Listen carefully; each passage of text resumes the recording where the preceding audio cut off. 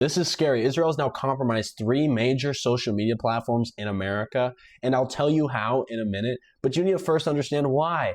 Israel is hiding footage of their crimes and suppressing any voice naming their crimes. It's as simple as that, with Netanyahu, the prime minister, making a video last night speaking English so Americans could hear it, saying that there's all these photos of starving Palestinian children and they're fake and Americans shouldn't be looking at it, saying, quote, "We must deal with social media algorithms." The platforms we're talking about are X, Instagram, and now TikTok, unfortunately. Yes, this app is being compromised as I make this video, and we'll talk about it in a second. But let's start with X because it's the easiest. We all know Elon Musk bought the platform for himself, made himself a little soapbox, and turned it into a hellhole, a space for alt-right activity, and used it to gain political power in the 2024 elections. Elon Musk is an apartheid baby from South Africa. We've seen him support all these fascist parties in Canada and Germany and the United States. And of course, he supports the state of Israel. And there's a lot of things I could say right now that could get the point across to you about X's censorship. But the big one is just recently, you know, Grok, X's AI chatbot that Elon Musk has a ton of influence over. Well, Grok started telling people that, you know, there's genocide in Gaza. There's a genocide on Palestinians. And do you know what Elon Musk did? He banned Grok and changed his code and deleted everything Ed said about that. On a more systematic level, he's changed X's algorithm to favor pro-Israel content over pro-Palestinian voices. For Instagram, this one is nuts. It's a full-on infiltration. And depending on who you ask, this was done by Meta explicitly or maybe covertly. There's a unit in the IDF called Unit 8200. It's their intelligence unit.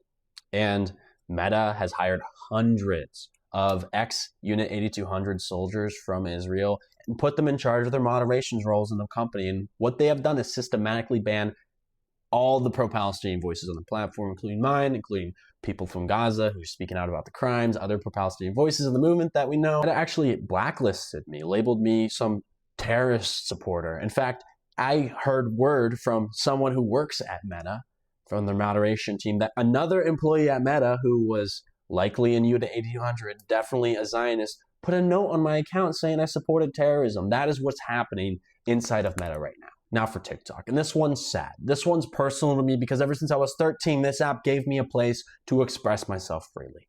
And it served as such a great tool, a great opportunity to show the world the crimes of Israel and wake them up.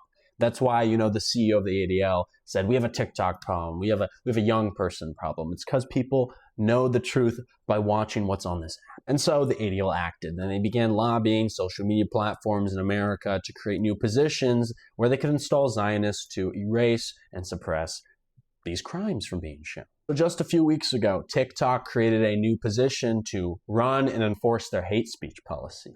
They gave the position to a Zionist, a former IDF soldier, and this position was created by the ADL. And you know what they did? They pushed a notification to everyone the other day saying that they're changing their free speech policy. They're changing their hate speech policy, and the changes open the door to ban content who criticizes the state of Israel as like a racist project, or the IDF as a terrorist group. Do you remember how I said it's in the process of being compromised? These free speech policy changes are coming into effect in the middle of September, so they're not in effect right now. I hope this made you more aware about what's going on, and if you would like to join a liberated social media platform, because obviously these platforms are not going to last forever, they're not going to show you the truth forever, download Upscript. It's a new app created by our friends in the pro-Palestinian movement, Tech for Palestine. No billionaires, no censorship. You can speak your mind and see the truth on there. It's free. Join it. Follow my page. I can't tell you what's going to happen with TikTok starting next month and beyond, but I'm honestly hurt knowing how much myself and the whole entire pro-Palestinian movement has given to this app. We gave this app life for the last 2 years. Because you can post whatever, you know, dance videos and that. What has been facilitated through TikTok has been life-altering. It has been world-altering.